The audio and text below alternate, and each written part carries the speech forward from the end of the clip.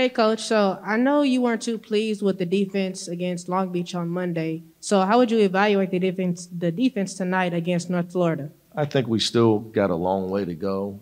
Uh, I think some of the kids from Long Beach, in truth, deserve a lot of credit. But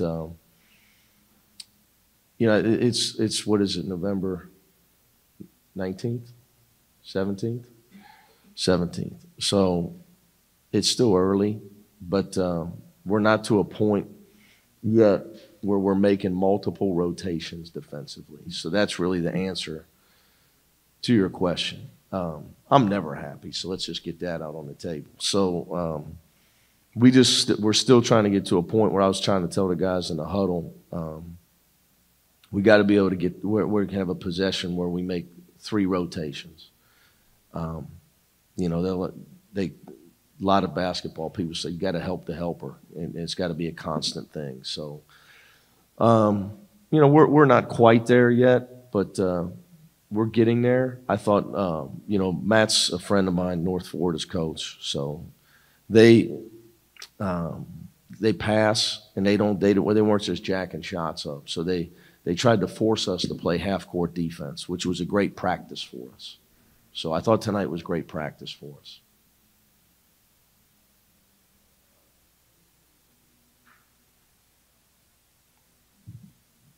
Miles Johnson, the second half, seemed like he was pretty active defensively. A couple blocks, couple steals. Yeah, kind of walling 13 up. rebounds, 9 offensive.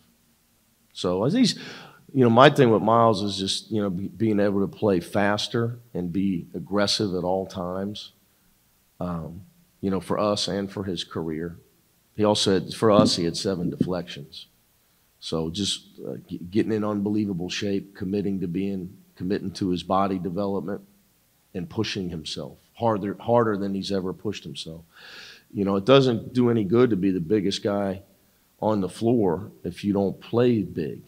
You got to impose your will. When your strength, whatever your strength is, you got to play to it in life and in basketball. And out there, his size is his strength. So he's got to impose it on his opponents, which I think he did a better job of tonight. Another storyline that's emerging, Tiger Campbell's threes, four out of 4, now 11 out of 18. Yeah, not a surprise at all for us. He's put an unbelievable amount of time in. And my experience tells me guys shoot a higher percentage as they get older just because the game slows down to them. But he's put an unbelievable amount of time in the off season. And, we chart our shooting drills. So makes, it's on a clock, how many makes, and he's been a consistent winner. And I'm talking about he's going against Dave, Jules, Johnny, Jaime, Jake, and he's consistently beating those guys in a time shooting, 3-point shooting drill. So not a shock at all because he didn't do that last year.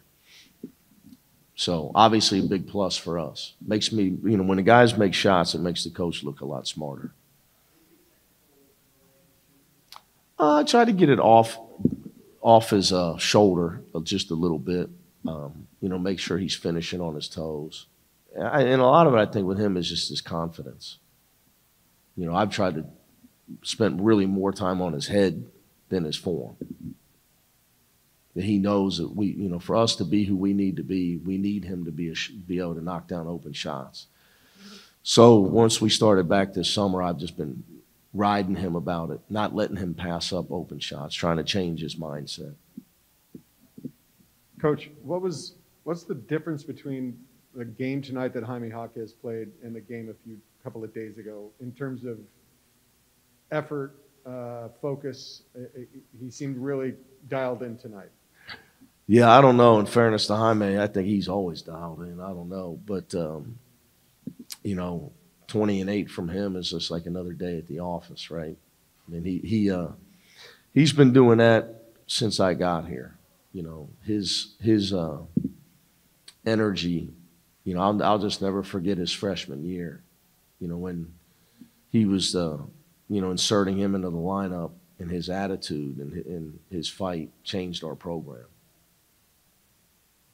With Miles Johnson, when he gets touches down there, would you rather have him put it up or kick it out when he kicks it out? Depends, it's easy to say, well, why don't he score? Well, it's hard unless you got him in here and he says, well, my feet were off balance. So my message to him is when you got your balance, you got to be a finisher. But if he feels two defenders, he's a good passer. I have no problem with him passing it. But, we're still trying to develop his confidence in his low post. But it's all about being able to get on balance around the rim, whether you're a guard driving in there or you're a big guy. So I think there's a few times tonight where you're probably thinking, why didn't he shoot it? I think he kind of felt maybe he was about to travel. He was on the move, and he maybe hadn't gathered his feet. And the help was coming, so if he dribbles to gather his feet at 6'11", they're going to steal it. So, but again, that's an area where we work hard with him on his catching it on the move to where he can gather his feet and score without a dribble. And it's still a work in progress with that. One thing just wanted to point out, he and Ken Nwuba didn't commit a foul to about 6 minutes to go in the game. Well, maybe Randy and the guys had somewhere to go eat tonight. I don't know. But they were shooting a lot of threes. It's not like they weren't really taking it out our big guys in the low post. Do you have any updates on Cody Riley's health? How long has it been now? About a week. No. Week plus. It was a Bakersfield game was last Tuesday. So, he's doing really well. They're very optimistic. But I would say, I know what you're probably getting at. There's probably zero. I'd say very, very minimal chance he could play next week. It's really a 2-week minimum injury. And he might not want to hear that because he's really been working hard. And he's responded to treatments great. But again, one of my best coaching moves ever was not playing Johnny last year against Southern Cal at home. Because he sprained his ankle the day before, and his adrenaline was running. He wanted to play, and if I let him do it, then there's zero chance he's healthy for the NCAA tournament. So, Cody's, sometimes as a coach, you got to make sure you save your players from themselves.